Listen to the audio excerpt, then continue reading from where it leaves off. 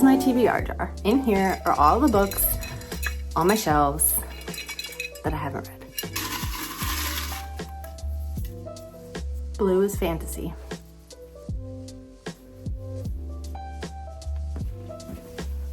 So last night you would have seen me picking up my TBR jar that I just recently made because I don't know if you've noticed, but I have a crap load of books on my TBR shelves, and I thought that one of the best ways to help myself choose what to read next was just to pull a book from the TBR jar. Because honestly what ends up happening is I end up choosing ones that I have purchased most recently because they are freshest in my mind, they are most anticipated at the moment. What ends up happening is my backlist just keeps getting larger and larger and larger, and then I never end up going back and choosing from those books because I have all these new ones. So it's a vicious cycle, and I thought that a good way for me to overcome this and to choose things that I wouldn't maybe lean towards is just to pull a name from the jar. So I went through and I listed all the books on my TBR shelves, made slips of paper for them, put them in the jar. I only put the books that are next in the series or first if I haven't started it yet. I did not put the entire series because obviously like I don't want to pick book 5 if I only read through book 2. That's how I did that. And then I used blue paper for fantasy, green paper for sci-fi, orange paper for horror and thriller, pink paper for romance, literary fiction, contemporary, and classics. And then I used yellow for books that are on my Kindle. So last night I pulled a fantasy book, which is The Lost War. I'm going to read this book next. I actually hauled this in my birthday book haul when I went on a shopping spree in Barnes & Noble. I have a video which I can link for you here. So I'm actually excited that I drew this one. I would not have picked it up on my own. There are other things that I would have prioritized ahead of this. So it's already working exactly the way I want it to. This book is only 482 pages, although it looks like it's ginormous. I should be able to read this in a few days. I started last night. I only got like 10 pages in. I actually looked and Goodreads, I think it's rated at like 4.25, 4.5 stars, which is great, which I didn't realize. So this is an epic fantasy. It says, demons continue to burn farmlands, violent mercenaries roam the wilds, and a plague is spreading. The country of Eden is on its knees. In a society that fears and shuns him, Aronach is the first mage to be named the king's envoy, and his latest task is to restore an exiled foreign queen to her throne. So this looks great. Mages and all of that. I love that. Let's see. New threats, lies are revealed, distrust could destroy everything they're working for, etc., etc. It looks great. That's the plan. I am going to read fantasy. Yay for fantasy. So we'll see how this goes, how long it takes me, and then what I decide to pick up next. See you soon.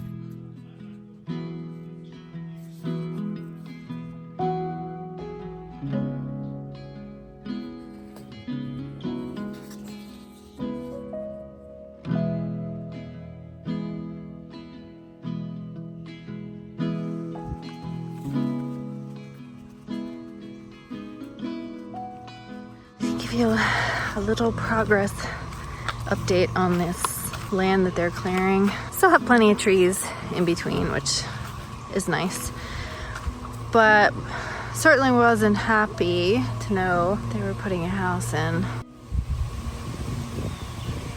But yeah, plenty of trees between our house and that.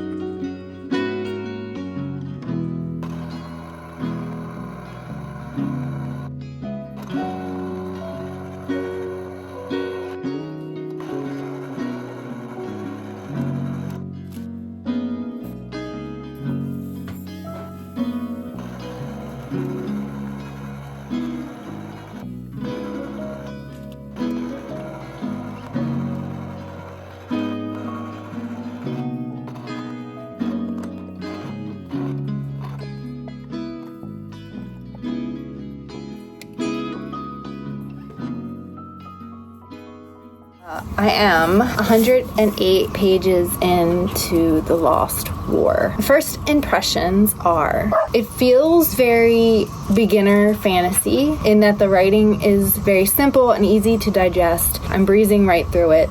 There is not a ton of exposition, and I feel like he really does a great job weaving in the world building within the plot and the dialogue and the action, so that it's not just paragraphs and paragraphs of world building, setting, scene, explaining backstory, things like that. Like, he kind of just plops you down into the world, introduces you to the characters, and moves the story forward with dialogue and action, which I very much like. I think that's the right way to do it. I think that it is the best way to get your readers immersed in the story and interested and focused on what's happening, instead of just filling their minds with facts that they can't apply yet. They're just kind of useless.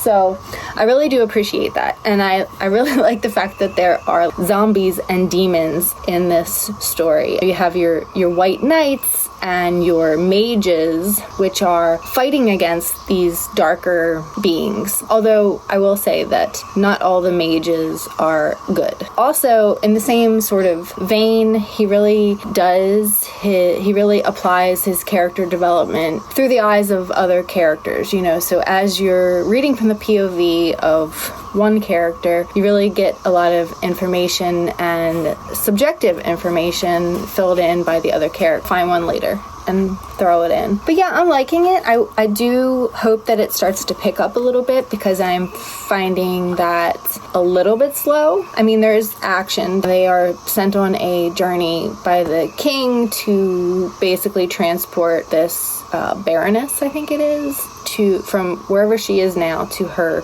throne, her home, in hopes that she becomes an ally of the throne and that they can work together to defeat these enemies. So they've started out on this journey and they've encountered a few challenges and demons and other unknown things. I just want it, I hope that it picks up just a smidge more, just a little bit more. But that's it for now. I am 108 pages in, like I said. I'm hoping to get to like at least page 200 today.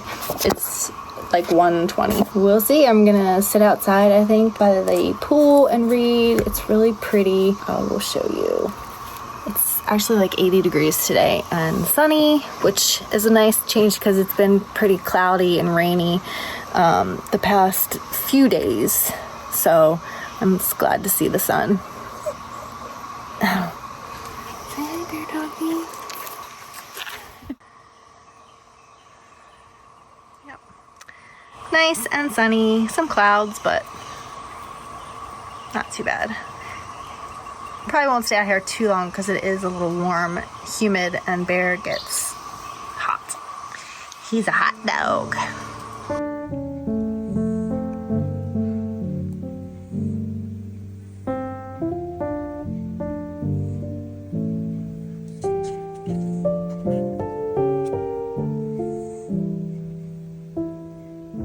So yesterday I made it to about the halfway mark, 224.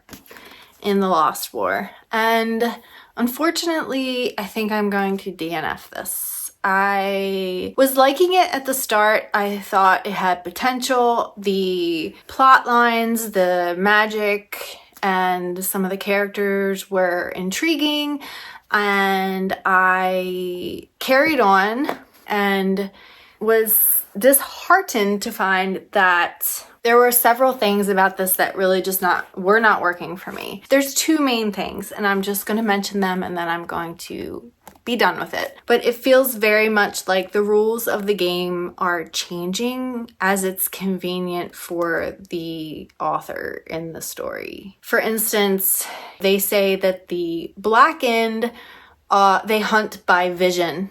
They encounter a Blackened and they are scared to approach her because the woman says, well, what if she begins to scream? And then that catches the attention of the other Blackened, and then they see you and then they try to hunt you. But that's not what you said. You said that they hunt by sight, and so that they were blindfolding them and everything was fine. But you can't change that later on and then say, well, but if this happens, then this. No.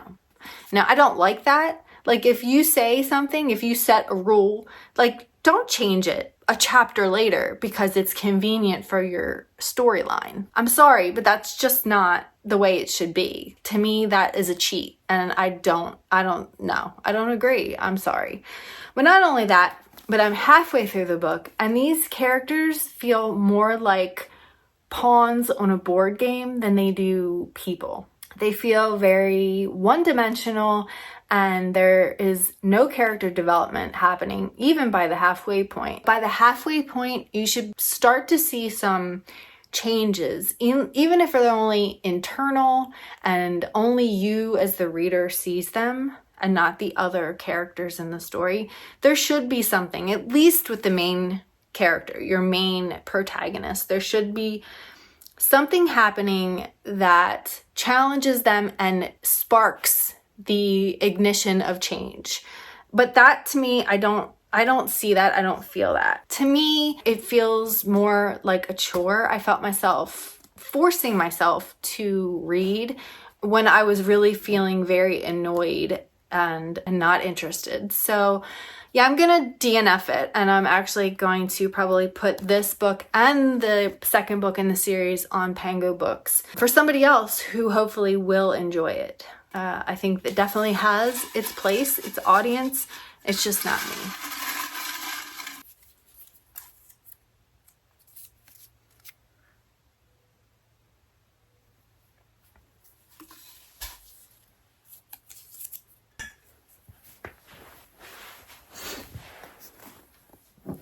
Yes, please. This is book 2 in the Prince of Nothing series.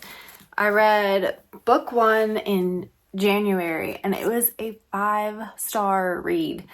So I just pulled this out of the TBR jar, and I'm not mad about it. So this chunky chunker is 600 pages long with itty bitty teeny tiny writing.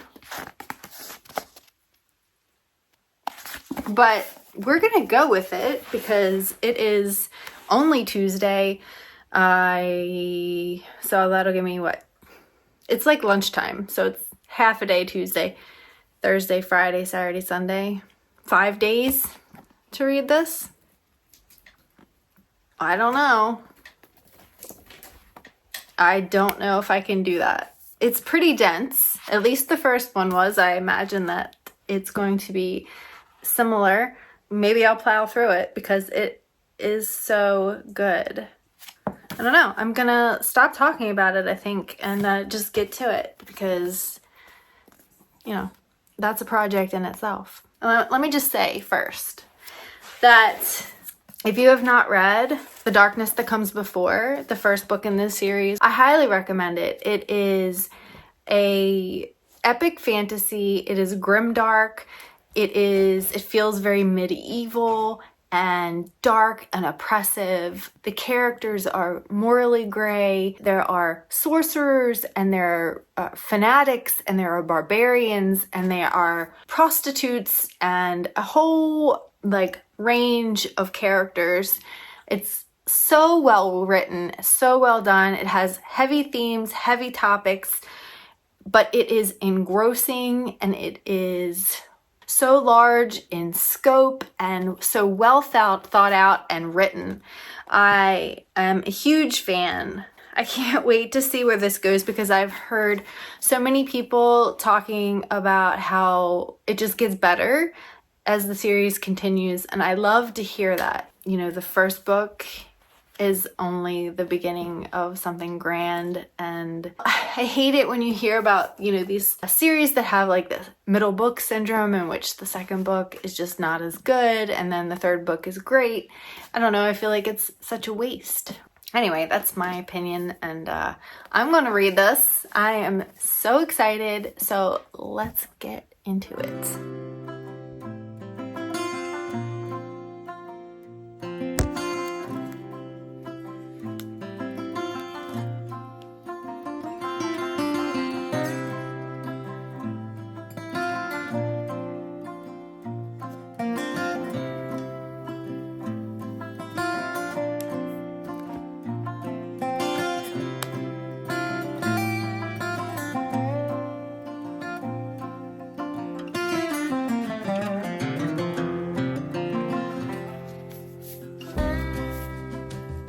acknowledgements in the start, it says, since I had over 15 years to write The Darkness That Comes Before, I really had no idea what I was getting into when I committed to finishing The Warrior Prophet within 1 year. I had thought a year was a long time, but now, after watching the seasons flicker past my window quicker than commercials, I know better. As a consequence of my miscalculation, I inadvertently complicated the lives of all those around me, both professionally and personally. I have never been so indebted to so many. I like that.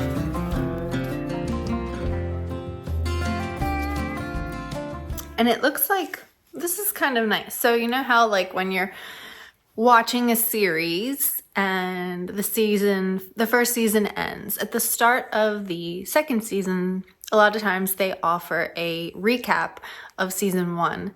And that is kind of what is in the start of this book. It says what has come before, and it gives like a several page synopsis divided into each character. It looks like. Yeah, I know what happens. So let's just get down to business, shall we? Come on.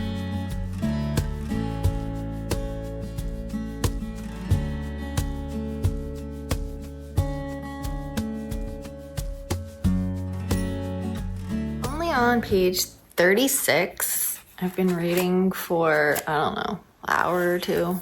It's much slower going. You really have to think about the words written down on the page because the meaning isn't just face value. You have to like read between the lines and try to contemplate the deeper message within. And that is the beauty of Baker's writing because it is just so deep.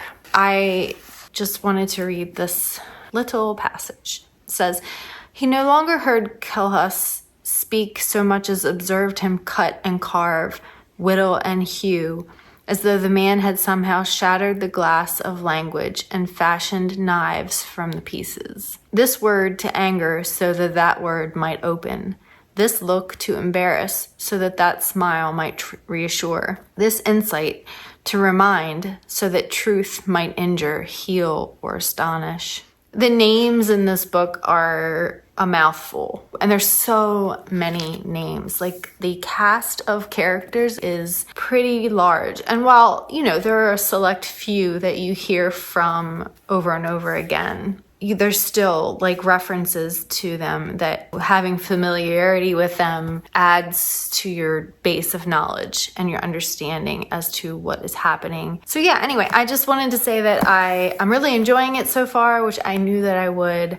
And I can't wait for this storyline to really take off because I do feel like as I'm going along right this second, it's just kind of rehashing what's happened. And it does pick up right where the first book left off. I have no idea where this story goes because I didn't read the synopsis. All I know is that the second apocalypse is coming. Me and my girl are gonna go take a little buzz around the yard. You wanna take a little walkie walk? You wanna take a little walkie walk? Come here. Hazel, come here. Hi. Hi. You wanna go take a walk? Are you a pretty girl? Are you such a pretty girl? We'll be back.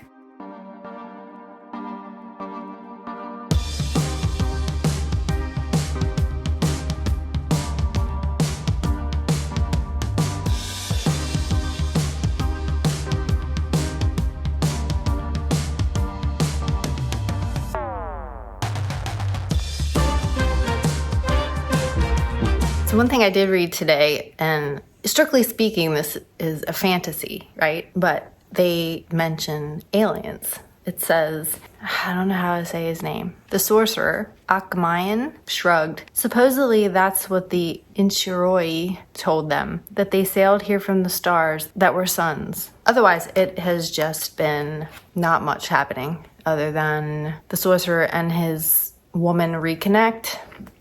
People are getting familiar with Kelhus. The different sides are maneuvering. You know, not a whole lot of action yet, but I'm only 110 pages in. So hopefully I will get a bigger chunk read later tonight. Hopefully it will get moving.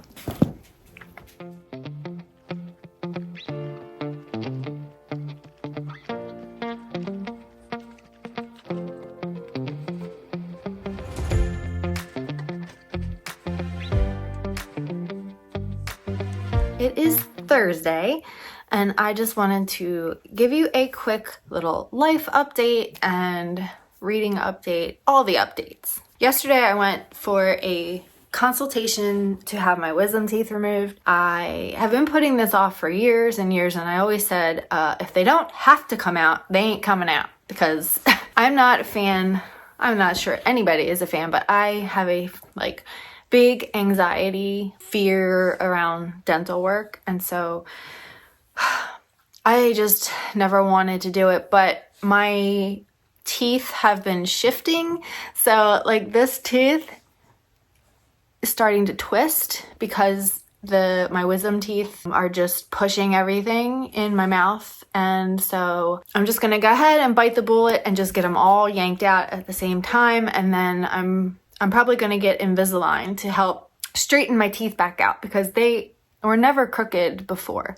They were always straight. I never needed braces growing up. That's the plan. So next week on Thursday morning, I go in, I'm going to have them taken out. And so, I don't know how that's going to affect videos. Hopefully I will have enough pre-recorded that it'll kind of cover me for that day or two that I won't be able to really probably vlog. Maybe. I don't even know. Maybe I'll be fine. I don't know. So that's that. And then the other thing is that in June, my courses begin for my editing certificate program at the University of Chicago.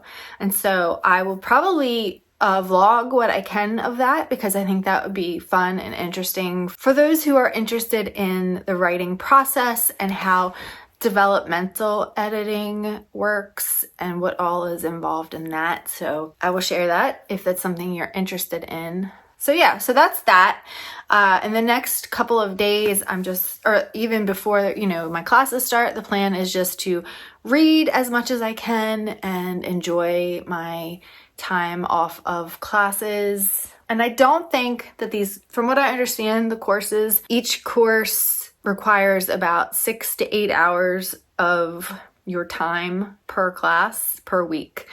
I don't think they all fall in line exactly with the dates, but I will usually be doing about 2 courses at a time. That's only 12 to 16 hours a week. And so that's not bad. So I should still have plenty of time to read and vlog and do all those things. The next update is I am about 160 pages into The Warrior Prophet. I'm not liking this one as much as the first one so far. I mean, it's still pretty early, and his writing is still fantastic. It's definitely writing that you have to use your brain for, that you have to pay attention. And there's so many names and so many places and so much going on that it really is almost a job reading it, but I do love it. I love it. So the one thing that is really happening at this point is just he's really taking a deep look at the internal struggles of each of the main characters, what they are going through during this time as they're marching towards this holy war. There has been a battle scene, which if you follow me, I'm not a huge fan of battle scenes. So, I don't know how much of that is going to be in this book, but it's really focused around the uncertainty that surrounds each of these characters as far as who is a friend, who is a foe, who to trust, and what their purpose is, what their role is, and how they are serving their greater good, their greater purpose, depending on which flock they belong to, basically. It does, like I mentioned, there is talk about aliens, which I thought was interesting because this is definitely epic fantasy. But there are some, if you've read the first book, then there are some creepy elements to this. The villains in this are kind of shapeshifters, and I find that so interesting and creepy the way he has created these beings and how they take on form and persons, and they are kind of spies. And so that has been really fun and interesting. I'm excited to see where this goes, because I think that this book actually really focuses on Kelhas, who is the warrior prophet. He's a powerful logician monk. Yeah. So I'm excited to continue. I'm hoping to power through a pretty good chunk of this today, because yesterday, because of my appointments and stuff, I didn't read as much as I hoped to. Blah, blah, blah. You know, same old story. It's going to take me a bit to get through this one. So if I don't finish it in this vlog, then it will continue on into next week. So that's it for now. I just wanted to fill you in and catch you up and let you know that if I look like a chipmunk next time you see me, or in the following vlog, then it's because I got my wisdom teeth removed and my face and my head are swollen like a melon. I am scared. Like, I have anxiety about things, about flying and about dental work. So this is scary for me, to say the least. So pray for me. If you pray, pray for me. Anyway, check in with you later. I forgot that I wanted to tell you about the show I've been watching. It is called Outer Range, and it is on Amazon Prime. And it has Josh Brolin in it and Lewis Pullman. It reminds me of Yellowstone with a sci-fi twist. And I had never heard of it before. I just happened upon it and decided to give it a shot because it reminded me of Yellowstone. I've finished season 1 and I've started season 2. It is so good. It is very dramatic and you're questioning what the heck is going on, which I love. There has to be some kind of a mystery to keep me invested and intrigued, but I still don't really know what's going on, although more and more is becoming clear as time goes on. It's super fun. So if you're interested in portal fantasy, science fiction type Western, it deals a lot with time and reality and things like that. So it is pretty damn good. Also, I started watching Dark Matter by Blake Crouch, the adaptation that's on Apple TV. And, you know, they're releasing 1 episode a week. So I'm on episode 3, I think. And I have 1 episode to watch that came out and I haven't seen it yet. But that's really good. I don't know if you've read the book, then you're familiar with the plot and the twists within the story. So far I think it's really well done. The first episode was a little slow. I think that's kind of pretty common, especially in series like this, because they're just getting you familiar with the characters and the setup. You know, it's all about the setup. So, but things are really getting going now. Honestly, it's been a few years since I read the book, so I don't even remember how it pans out, like what happens. But I really think that the actors that they chose to play the main characters in this are really, really good. Yeah, I don't know. I think they've done a really good job at adapting it and staying true to the story from what I can recall. So I'm excited to see if that stays true.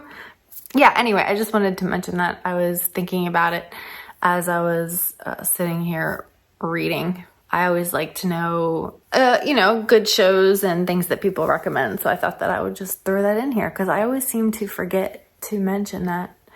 And I've watched a lot of really good shows. If I think of anything else that we've watched recently that has just knocked my socks off, I'll mention it later.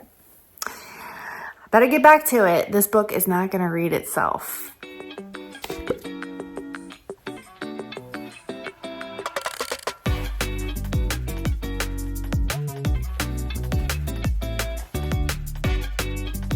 What's up, friends?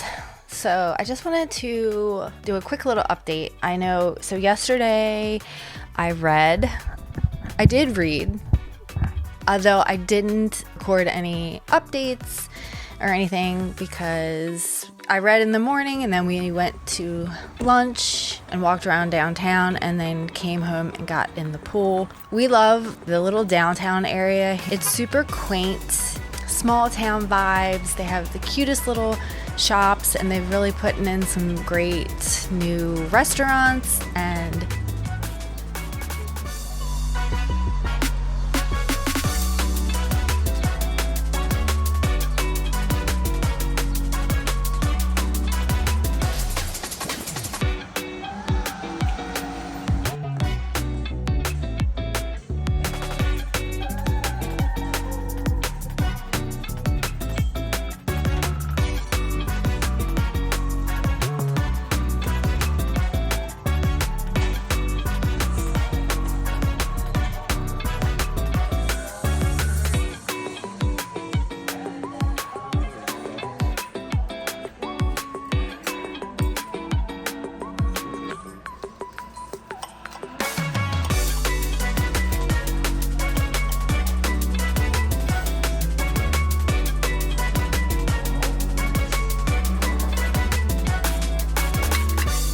there's this little, it's called Cakes to Die For, and they have awesome cupcakes and brownies and things, so we stopped in there. Tons of little coffee shop. When the weather's nice, a lot of times we like to go just to the smaller Fountain Inn or Simpsonville area and hang out there. And then sometimes, though, we do like to go to downtown, to Greenville, especially once the farmers market opens during the summer on Saturday mornings. Baked goods, breads, soaps, honeys, meats. I mean, anything and everything you can think of, and that's a lot of fun. So anyway, long story short, I didn't update you guys, and so I wanted to.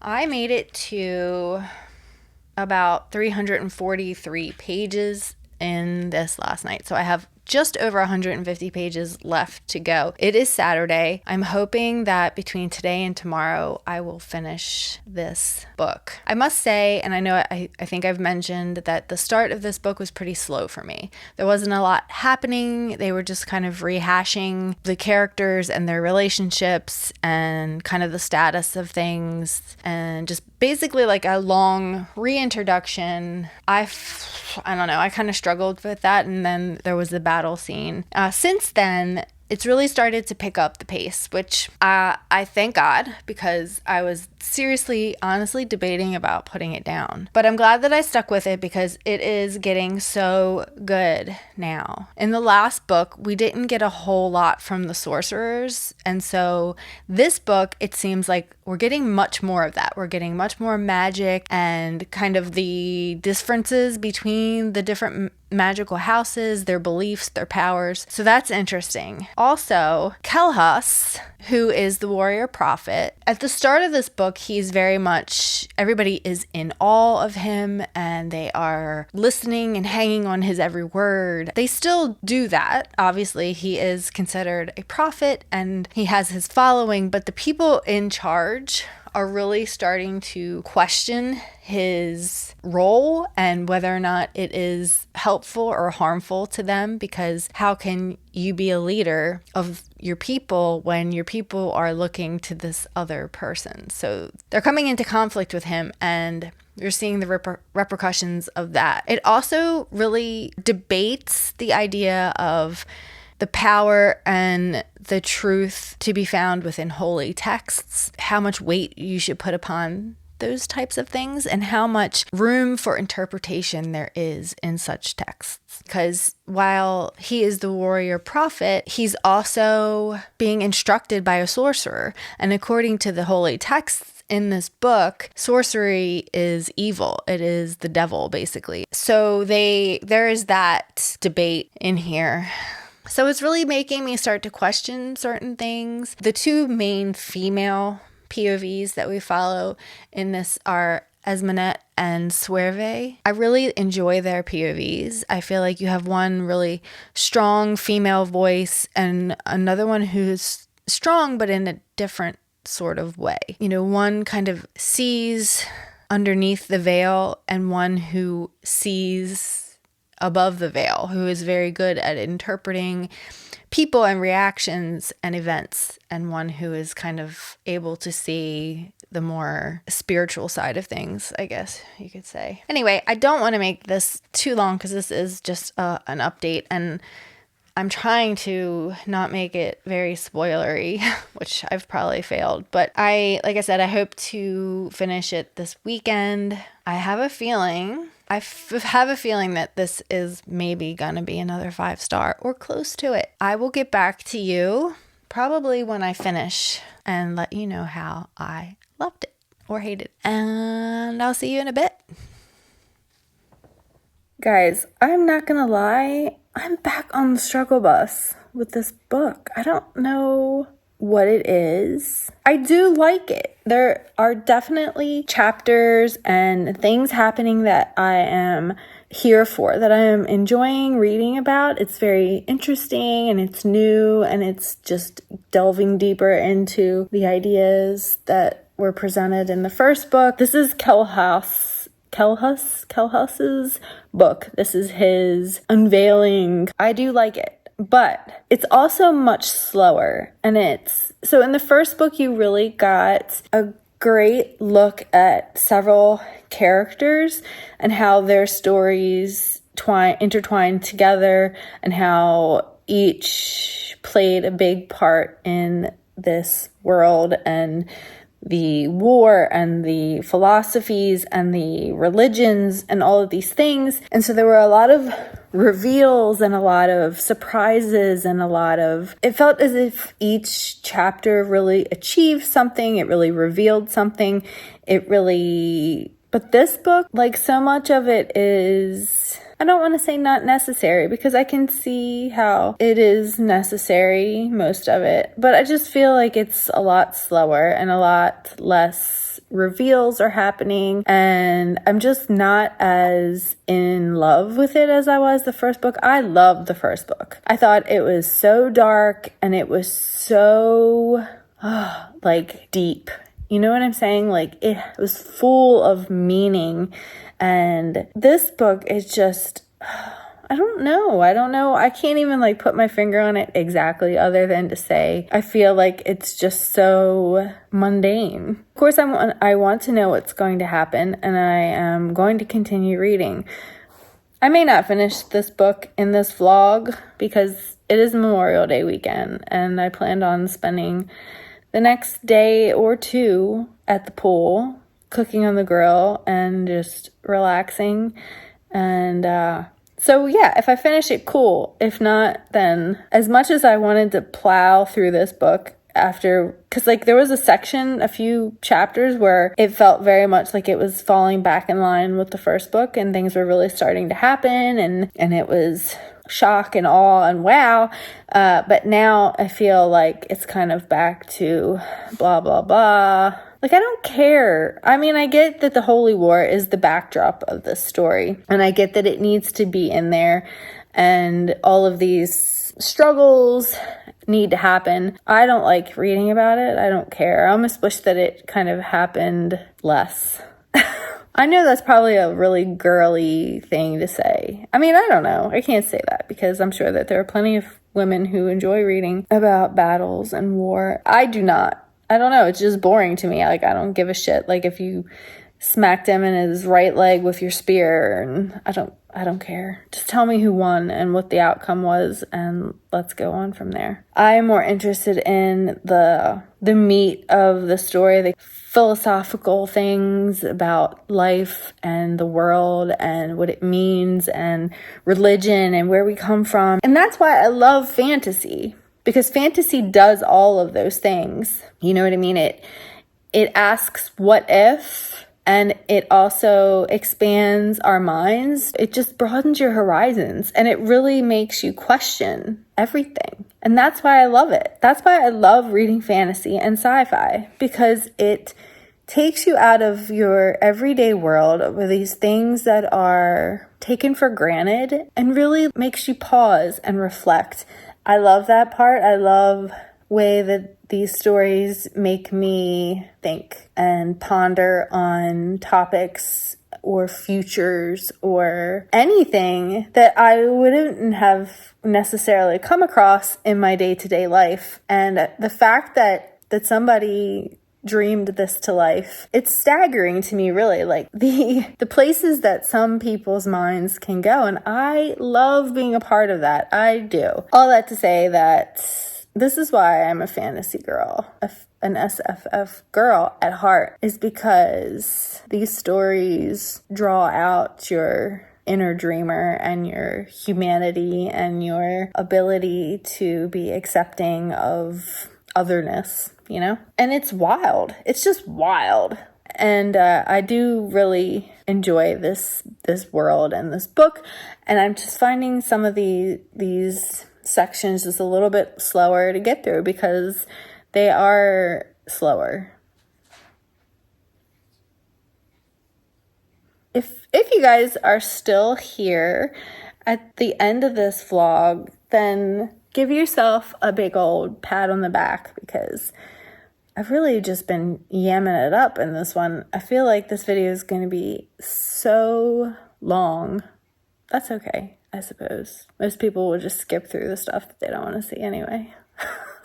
Talk to you later, and I may close out this video. Maybe this will be the last clip you see. Or maybe not.